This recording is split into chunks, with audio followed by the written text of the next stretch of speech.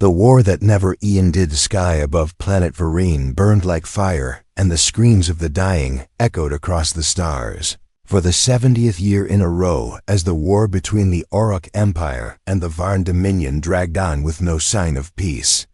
No sign of mercy and no sign of hope, the battlefield had shifted from one system to another, from one moon to the next, and still no side gained true ground. Every species that had once been powerful now lay in ruins. Broken ships floated like corpses. In space, and entire planets had become wastelands of ash and bone. The Galactic Council sat in silence, watching with trembling hands, afraid to interfere, afraid to take a side. The Kotsun.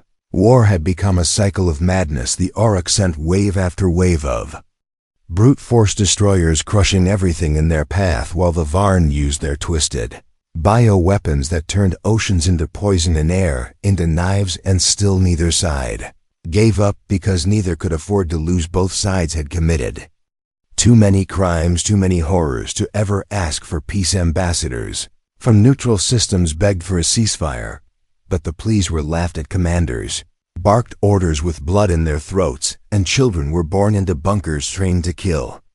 Before they could read, peace was no longer even a dream. It had become a joke told in hushed tones by dying soldiers in burned-out trenches. In the middle of this endless chaos, one voice spoke quietly across the void. A single ambassador from a forgotten corner of the galaxy leaned into his comm device and whispered a desperate message. He spoke to Earth, the one planet no one took seriously, the one species considered too soft, too chaotic, too emotional to ever understand galactic war. Earth had always been a mystery. Humans were kept out of the main conflicts. Their strange culture, their unpredictable nature, and their primitive history made them seem like children playing with fire.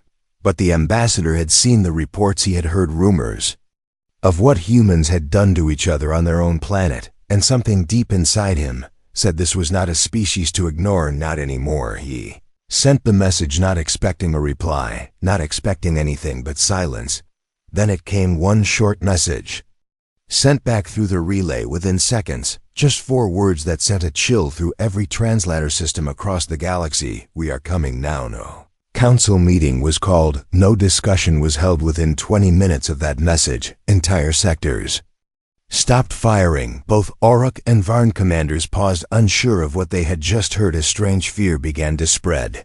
Council gathered in a panic, screaming over each other, asking what had been done, why Earth was contacted, who gave permission, and why the humans were responding at all. But it was too late now. In the far edges of Sector 9, massive shadows appeared against the starfield, objects that defied all known ship designs, hulking beasts of metal and energy with no visible markings. No blinking lights, just black silent death floating closer and closer with a speed no one could track. Humans had arrived. The ambassador who sent the message stood frozen in his chamber as the readings confirmed it. Human ships, human energy signatures, human life signs, all matching but moving like no fleet ever had. And then they spoke, not through traditional channels, not through long diplomatic broadcasts. They spoke through one voice on every frequency. Send us coordinates of the enemy. No greetings, no requests for support, no politics, just a demand to fight. The ambassador forwarded the information, still shaking, unsure if he had just saved the galaxy or doomed it. On the battlefield, the Orc Empire laughed when they heard humans were coming. They called them soft, they called them meat, they called them weak fools with no real technology. The Varn agreed, calling Earth a useless rock filled with undisciplined creatures, unfit for real war. But both sides would soon learn a truth that would never be forgotten, that sometimes the monsters you fear are not the ones who roar the loudest. They are the ones who arrive without sound and end everything in hours. The skies above the battlefield were about to change, and the galaxy would never be the same again. The arrival of DWRLD, or edge of the war zone, trembled with silent anticipation as both the Orc and the Varn fleets adjusted their scanners and boosted their sensors, trying to make sense of the strange signals approaching. From deep space, the stars themselves seemed to flicker under the presence of the incoming ships. The data they received made no sense. Human vessels were not supposed to be this big. They were not supposed to move this fast. They were not supposed to be this quiet, and yet here they came, an armada of black ships with no traditional shape, no familiar energy signatures, and no warning. Alien fleets lined up with arrogance and curiosity, still convinced this was a show, a bluff, maybe a distraction from one of the council species trying to shift the war. But when the human ships slowed to a complete stop, just outside the planetary belt, everything turned cold. There was no opening message, no countdown, no demands from Earth, only silence.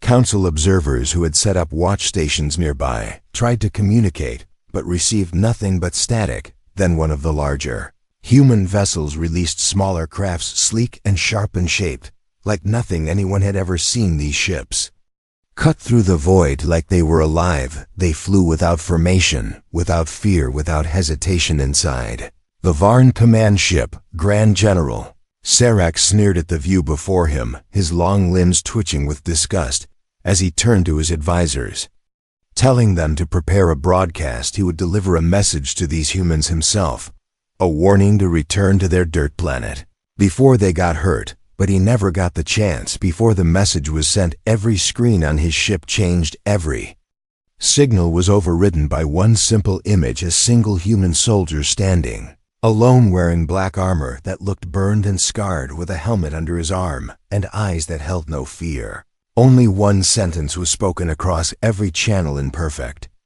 calm: who is the enemy? That was it. No drama, no threats, just that single question. Panic swept through both the Orc and Varn ranks. This was not how wars were started, not how contact was made. There were rules even in madness, even in war, but the humans had no interest in those rules. They did not wait for answers. They did not hold peace talks. They simply moved. Black ships surged forward like shadows pulled by gravity, entering the battlefield without firing a single shot at first. They just moved, weaving through debris and wreckage, scanning every enemy ship with untraceable technology, and then without warning, without a sound, entire Varn destroyers began to explode, not from the outside, but from within. Systems turned against themselves.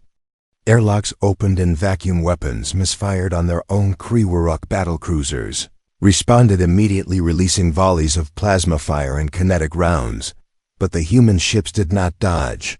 They did not shield. They absorbed the damage like stone walls, and then they answered, not with weapons, but with silence. A deep pulse emitted from the largest human vessel, and every ship within 10,000 kilometers lost control. Artificial gravity twisted shields, shattered navigation systems spun out of control like a virus had entered their bloodstreams and corrupted them from the inside. Then came the soldiers. Black drop pods rained down from the human fleet, landing with terrifying precision on enemy hulls, on enemy planets, on enemy command posts, and from each pod came beings that did not match their files. Human soldiers that moved like predators, fast, brutal, and calm, using weapons the galaxy had never seen before. They did not scream, they did not celebrate, they simply acted. In one orbital station, a squad of Varn security units met the first wave of human marines. They opened fire and waited for the humans to fall, but none did. They kept walking forward, their armor eating the blasts, their movements smooth and calculated, like they had done this 1,000 times. The lead human raised his weapon, aimed, and fired a line of burning energy that split the corridor in half. Metal turned to liquid air, turned to fire, bodies vanished in a flash, and still they moved forward back. On the Orc flagship, the warlord known as High Flame Durax watched as his outer fleets vanished from his screens, one by one. Entire units gone, without trace, without explosion, without noise, and his voice cracked for the first time in 100 years as he shouted for retreat. But it was too late. Human vessels had already surrounded him. They did not hail. They did not demand surrender. They simply appeared like ghosts. Their presence felt more than seen, and Durax understood something in that moment, something terrible and final. These were not warriors. These were not diplomats. These were not peacekeepers. They were erasers. They had come not to balance the war, but to end it. Within the first hour since humans had arrived, 6 battlefields were cleared, entire orbital fortresses were silenced, command ships were taken without a sound, and both the Auric and the Varn now feared the same thing. They were no longer at war with each other. They were standing in front of something far worse, something that had already judged them and found them guilty. If they did not kneel soon, they would not be given the chance again. Ugly what shade humans did in Mute, the battlefield that once echoed with the thunder of alien weapons now trembled under the weight of something far more terrifying and far more silent. The presence of human forces was like a shadow, stretching across the stars, touching everything and consuming everything, and unlike the Auric and Varn, who always announced their presence with fire and pride, the humans moved like ghosts, like whispers slipping through walls, bending systems, crushing armies without leaving a trace behind an orbit above the fractured moon of Relkin. Station 12 Iraq defense fleets formed a shield of steel around their last remaining command center, confident that nothing could pierce their formation. They had fought for decades. They had survived Varn plagues and council sanctions and planetary bombardments. They believed they could hold the line, but their sensors suddenly went dark with no warning, no glitch, no impact. Just darkness. For the first time in Auric history, their entire fleet could not see. They fired blindly, hoping to strike something. Anything, but their rounds hit only their own ships. One carrier detonated from internal explosions, but no blast had touched it. No missile had come near it. Something had turned the ship against itself. And then came the sound, not of weapons, not of screams, but of static, followed by one phrase repeated in monotone from every human channel. Your systems are no longer yours. Within seconds, every Aura command system shut down engines, froze reactors, powered down weapons, refused to fire bridge lights, flickered, and then everything went black again. The humans did not hack the systems, they owned them. Below the orbital chaos on the war-ravaged plains of Duras 5, the Varn had formed what they believed was their unbreakable final defense line.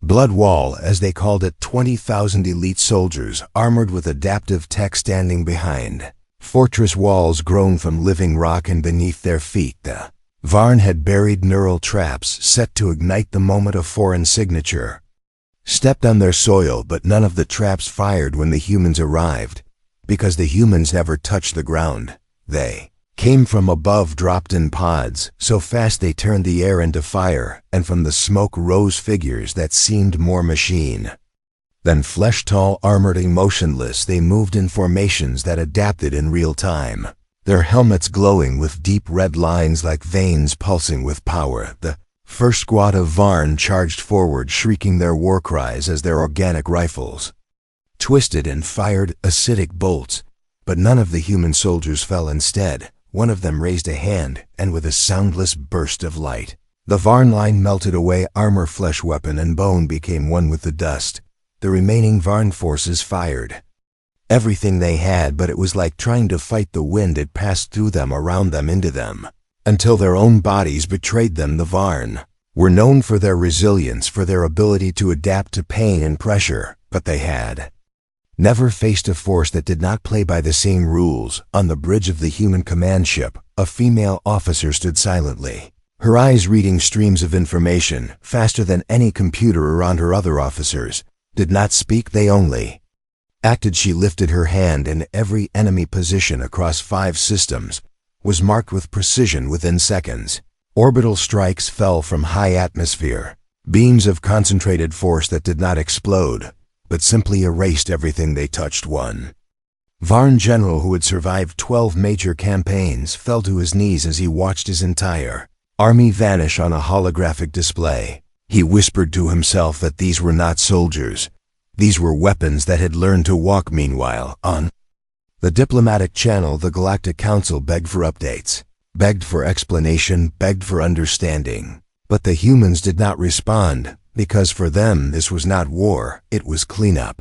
They were not there to argue or negotiate or balance power. They had arrived to end something that should have never been allowed to exist. In the final hour of the third wave of human strikes, both Auric and Varn leaders began issuing surrender codes. but the codes never reached the humans. Their communication relays were already under human control, redirected, filtered, delayed, and ignored. Not out of cruelty, but because the humans were still not finished. They had studied every battle recorded in the past. 70 years, every atrocity committed by both sides, every planet burned, every population sacrificed. And now they moved with precision, targeting only the worst generals, the darkest laboratories, the most corrupt systems, and leaving the rest untouched, not because of mercy, but because those left alive would remember what happened in a single hour. 80% of all active Orc and Varn military structures were dismantled in less than a day. Human forces had achieved what every council member, every neutral species, every peace envoy had failed to do for decades. And they had done it without a single victory speech, without a single demand. They had done it because it needed to be done, and then they stopped. No celebration, no music, no flags, only silence. And in that silence the galaxy finally understood why the humans had stayed away for so long. Because when humans arrive it is already too late. Enemies beg for mercy. The skies above planet Zendos turned black as the last of the Varn defense grids failed to activate, leaving the capital exposed wide open and shaking under the shadows of massive human warships that hovered above the atmosphere. With no lights, no banners, and no warning, the ground forces scattered below, trying to make sense of what was happening there. Leaders screaming orders that no longer mattered, their strongest weapons already disabled, their command towers already cracked and falling. General Corvarex, leader of the Varn Dominion, stood inside the Grand Hall, surrounded by his inner circle. And none of them spoke, not one of them could understand how in only a few hours their empire had collapsed, not from fire, not from brute force, but from something colder, something smarter, something that gave no space to recover, no space to regroup. They watched the screen as the human ships held position without firing a shot anymore, and still the Varn trembled because they knew it was not over. Suddenly the doors of the Grand Hall burst open, not from an explosion, not from a charge, but from a gust of pressure that made every living being in the chamber fall to their knees as if gravity itself had turned against them, and through the doorway walked one human alone, covered in armor, marked with burn scars and strange symbols unreadable to any translator, his face exposed and expressionless, eyes sharp and unblinking, not filled with hatred, not filled with rage, just filled with finality. General Varex tried to stand, but his knees failed him, and he looked up in disbelief as the human officer came forward without speaking, flanked by no guards, unarmed, and yet more dangerous than any weapon the Varn had ever built. One of Varex's commanders reached for his blade in panic, but before he could raise it, his arm twisted backward on its own, and he collapsed, screaming. Something in his body no longer obeyed. The human looked at Varex and then spoke, not with anger, but with calm and absolute control. Your surrender is not accepted, because there is no war left to end. And just like that, the Varn Dominion ceased to exist across the stars on the Auroch homeworld.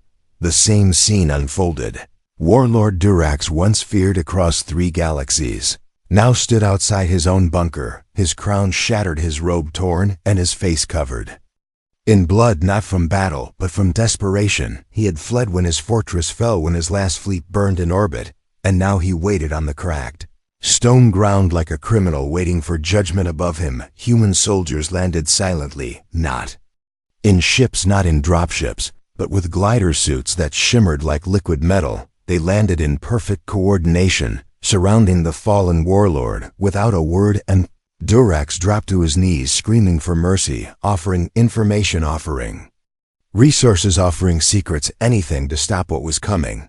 But the human said nothing. Instead, one of them stepped forward, activated a strange device, and a projection appeared behind him, showing a long list of war crimes committed by Durax over the years, with names, numbers, locations, every detail laid bare. No need for trial, no need for arguments.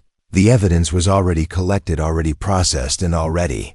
Judderax tried to run, but his legs failed him. He fell to the ground sobbing, begging, saying he did not know what he had done was wrong. saying he only followed orders, saying he wanted peace. But peace had already arrived, and it did not come with forgiveness. It came with consequence elsewhere. The Galactic Council finally made contact with one of the human command ships, pleading for explanation, pleading for dialogue. They demanded to know what Earth wanted. What was the cost for this intervention? What was the goal behind this overwhelming power? The human representative answered with only one line: we wanted silence. And that silence spread. The last remaining Varn colonies received no orders, no communications, nothing but silence, and the few surviving commanders abandoned their posts, leaving behind weapons and ships.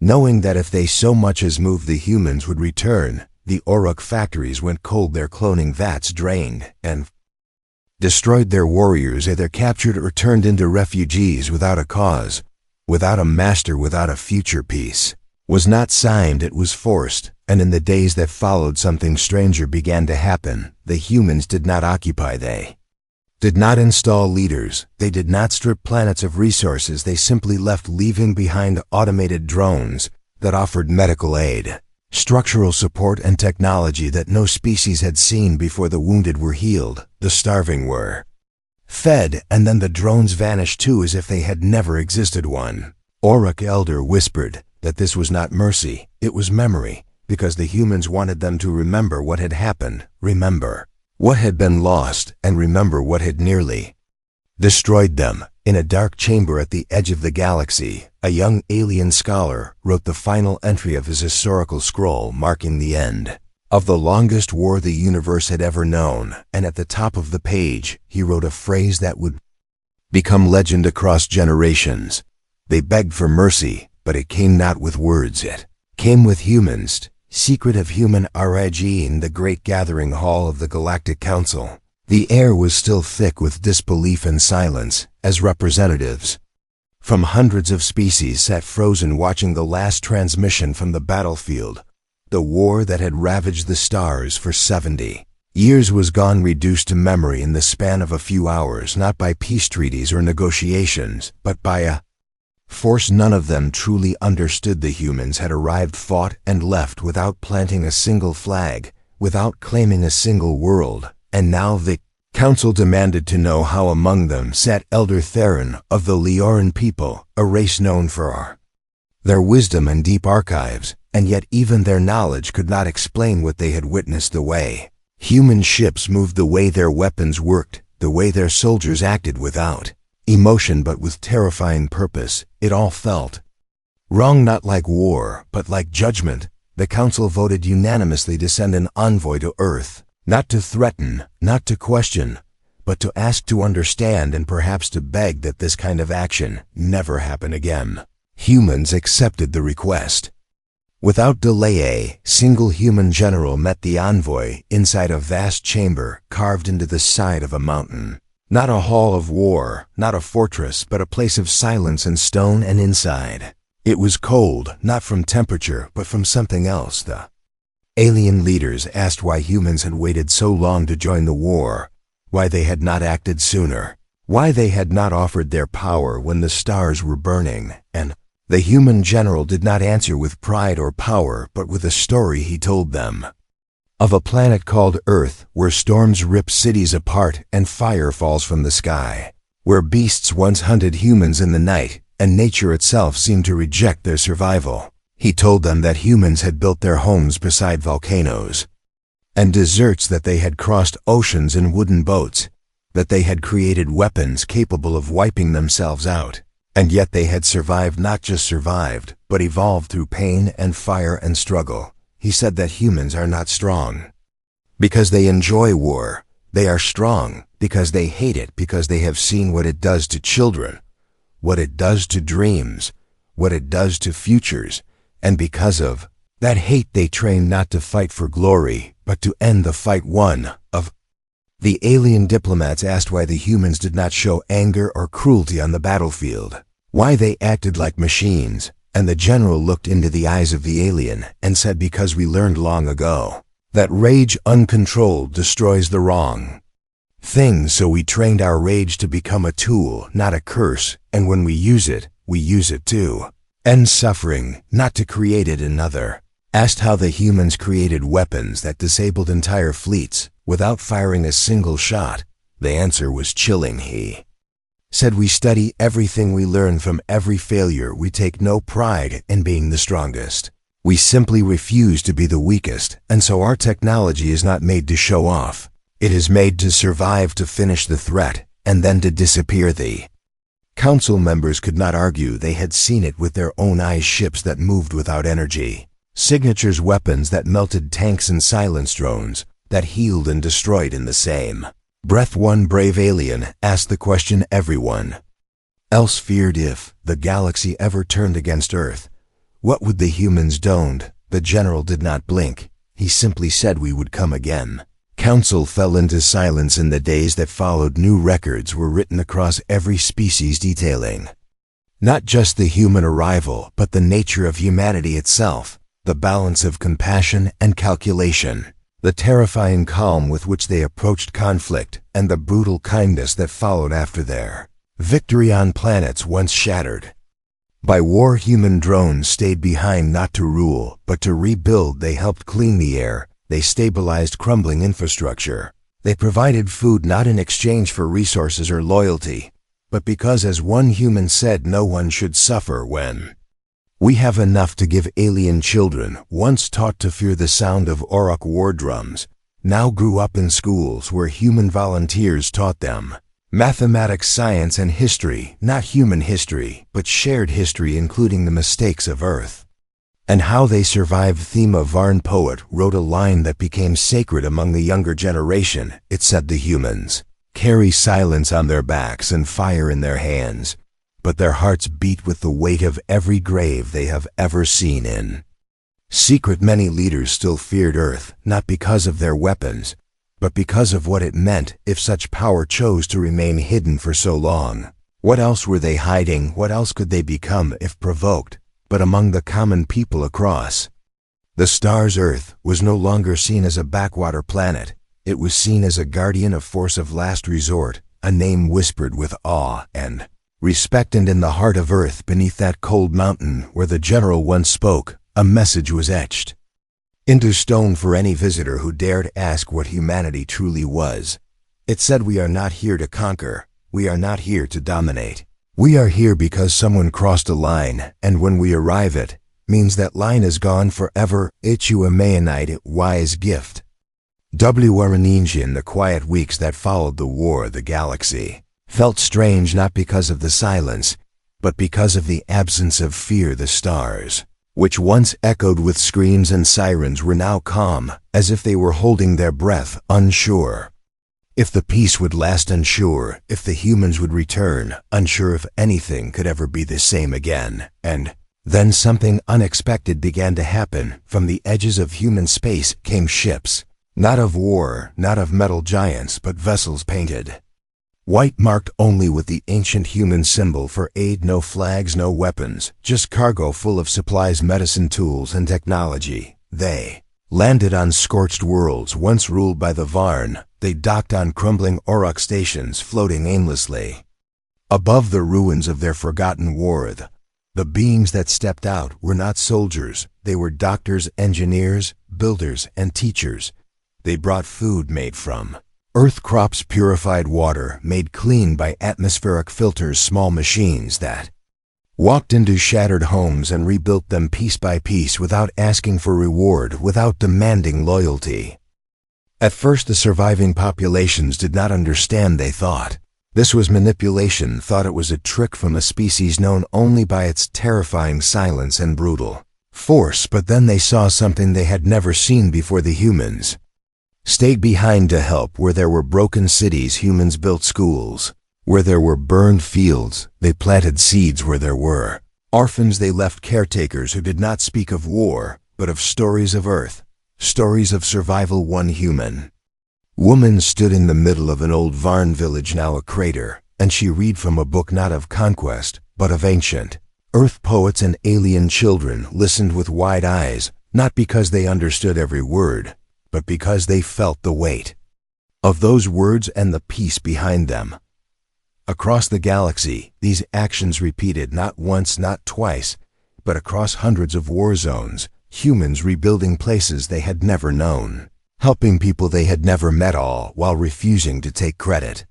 Refusing to leave their names, refusing to wear uniforms. When the Galactic Council finally held another assembly to discuss what had happened, they found themselves arguing not over territory or treaties, but over what to do with the human technology that had been left behind. Massive libraries of knowledge were stored in small human data cubes, each containing more scientific advancement than most empires had developed in centuries, and alongside them a message played in every known language: we give this freely, use it to rise, not to rule. Still, some leaders were suspicious. They feared the humans were preparing to turn every species into dependents. They feared this kindness was a leash, but when they sent secret agents to investigate, they found something even more terrifying to them. The humans had already gone one by one. The white ships lifted off without announcement, without ceremony, the drones powering down the machines, shutting off, as if their only mission had been to clean up what they ended, and vanished like shadows before sunrise. When asked why they were leaving, one human medic responded with a sentence that echoed across countless transmissions: "We do not wish to stay because we never wanted to come." Council debated whether to create laws to stop humanity from such actions in the future, but none could pass it. No one wanted to risk another visit. No one wanted to be the species that invited Earth's judgment. Again, in secret meetings, some even discussed the possibility of erasing human access to Council space. But that idea too was abandoned, not out of diplomacy but fear, because no one wanted to find out what would happen if humans were told they were not welcome. Instead, a new policy was created, one unlike any before. It was short and simple: if Earth is ever contacted again, it must be with unanimous approval from all members, and only when the galaxy itself hangs on the edge of extinction. Because Earth is not an ally, Earth is not an empire, Earth is a final measure. Back on Earth, life returned to what it had always been: cities bustling with noise, oceans crashing with fury, forests thick with danger and beauty. Humans continued to argue, create, build, fall, and rise again, and very few even knew what had happened beyond their sky. But in a quiet room deep beneath the mountains, the same general who once spoke to the council now stood alone before a wall of silent screens, each one showing peaceful images of planets once at war. A younger officer entered and asked him if it was over. The general looked at the stars for a long time, and then said, "For now, and may it never begin again," because humanity had learned a truth older than war, older than pride, older than fear, that the greatest power is not to destroy, but to end destruction, and the greatest gift is not victory, but peace. Even if peace sometimes arrives with fire in its hands. Allegians are born in Sci-Alliance. Years passed since the war ended, but the memory never faded across every corner of the galaxy. Whispers of that short, brutal final conflict continued to echo, not in official records or formal reports, but in stories passed from mouth to mouth, from parent to child, from soldier to student. Alien children who were not even born when it happened grew up hearing tales of black ships with no names, of armored beings who walked through fire without blinking, of weapons that made planets tremble without firing a single blasting. The learning halls of the Drelthi Academy's young minds studied diagrams of human strategy, not to imitate, but to understand how one species turned a 70-year galactic war into a forgotten memory in hours. They studied how humans moved, how they predicted enemy patterns, how they disabled entire empires without occupying a single capital. They studied not to fight, but to make sure they never had to see those ships arrive again. In old Uruk temples, the elders no longer preached conquest. Instead, they spoke of humility. They spoke of the silence that follows arrogance, the silence that followed the war, and the silence that followed the humans who never asked for tribute, who never asked for praise, who simply disappeared after doing what no one else could on the outer rim stations far from any central command. Alien merchants told stories over firelight of the time the stars themselves stopped breathing when a fleet darker than the void arrived without warning.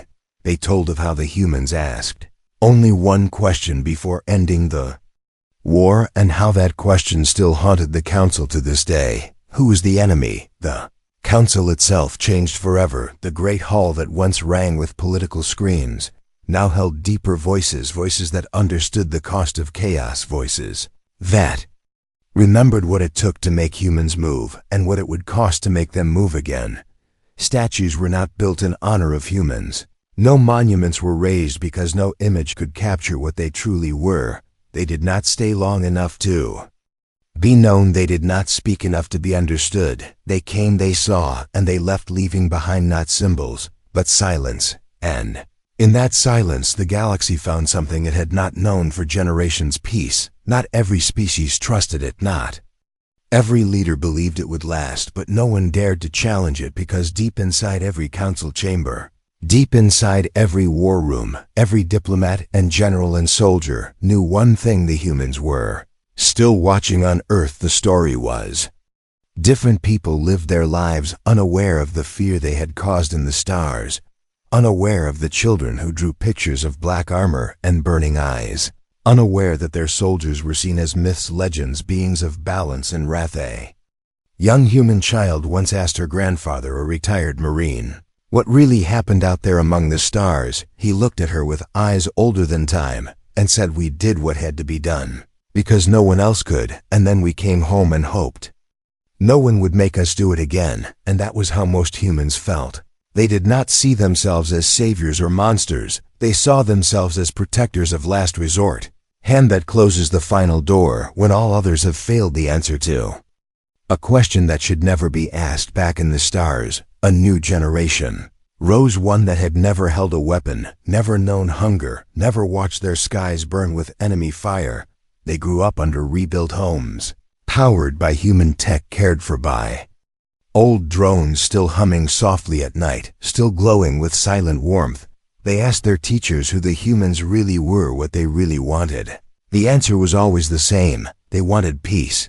They wanted peace so badly that they were willing to bring war to end it. On one distant moon, a scholar found a small cube left by the humans, buried deep under a ruined observatory. It activated as he touched it, showing a single line in a language translated instantly into his mind: "If you read this, remember us not by what we destroyed, but by what we left behind." That was the heart of it, the truth that became legend, not of domination, not of conquest, but of balance. The greatest legends are not carved in stone, they are carried in silence, and the galaxy never forgot that once in the darkest hour, when all hope had turned to ash and the stars cried for help, humanity came, and the war was over in hours. The echo that never dies in the quiet corners of the universe, where light barely reaches, where old ships drift silently through forgotten debris, where broken satellites whisper fragments of the past. One story still lingers like a ghost, one story that refuses to fade. It is not spoken loudly, it is not carved into monuments, but it lives in the heartbeat of every species that once knew fear, that once knew war, that once knew hopelessness, until the humans came on. A lonely planet covered in snow, an old Varn child sits near a fire, listening to a traveler speak, not with fear but with awe, as he tells of the humans who came from a world of storms and fire, a world where everything fights to survive, and how they turned that survival into purpose. He says they did not come for power, they did not come for land, they came because someone begged, and they answered in the silent archives of a once great Orc vault. A single video plays endlessly, showing a black ship drifting above a battlefield. No sound, no music, just the shadow of something that should not exist, and a timestamp that marks the exact moment everything changed. In council chambers, a new plaque now hangs near the entrance, where every ambassador must pass by. It holds no names, no flags, just one phrase carved in a language shared by all. They came, they saw, they ended, and beneath that another line, smaller but heavier: do not invite silence unless you are ready for peace. Across the stars, legends mix with truth, stories grow with time, and meaning becomes myth, but the core remains untouched. That when the galaxy cried out, when the strong became cruel, and the weak had no hope, when endless war became background noise, and death was just routine, the humans came. They brought no Mercy because mercy had already been given and ignored. They brought no warning because warnings had already been heard and forgotten. They brought no flag because they did not come to stay, and when it was done, when the blood had dried and the stars no longer wept, they did not ask for thanks. They simply vanished, leaving only silence, only peace, and the memory of what happens when humanity decides enough is enough, because they are not the first wave, they are the last answer, and in the quiet that follows them something grows, not fear, but respect, and the story never dies, because the stars remember, and so will we.